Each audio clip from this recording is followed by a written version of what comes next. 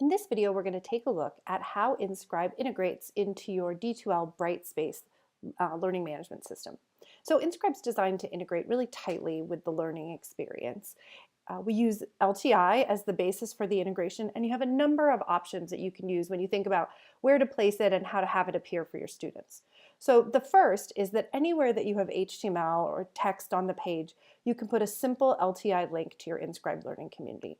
And when individuals click on that, they'll just launch seamlessly out to InScribe and have access to all the resources in the community that they're associated to. Another option is to include what we call an embedded widget. So that's what we're seeing right down here. That's also LTI based, but in this case we have a little iframe, and we're pulling forward sort of a sneak peek of what's happening in their InScribe community for students to see. So it's a really nice way to help students kind of understand what's happening in the community, but also to pique their interest and really drive up engagement and understanding of how to use the community. The last option is to actually add InScribe as an item under the module. Now in this case, when I click on that link, rather than launching out to InScribe overall, I'm actually going to stay in the context of the Brightspace learning environment. So what we see here is really the same information that we're seeing here.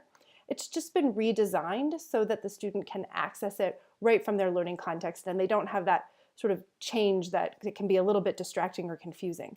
But a student can do all the same things that they would normally do. They can ask and answer questions, they can view additional resources, they can provide feedback. So it's almost like a mini version of the product that runs right here inside your learning environment. And then the last thing I want to touch on is that it is possible to create what we call a filtered view of the community when you launch it. So let's go down here to perception and sensation.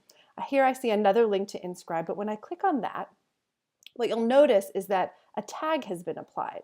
So whenever you author a link to InScribe, you can always add tags. And now in this case, the view that the student gets is going to be filtered down to just those items that are related to sense and perception.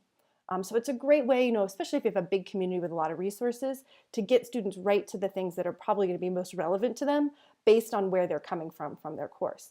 And then a student can always clear that filter and go back to all of the content of the community right from here. So these are just a few of the options for integrating with InScribe. If you'd like to learn more, we'd be happy to give you a demo.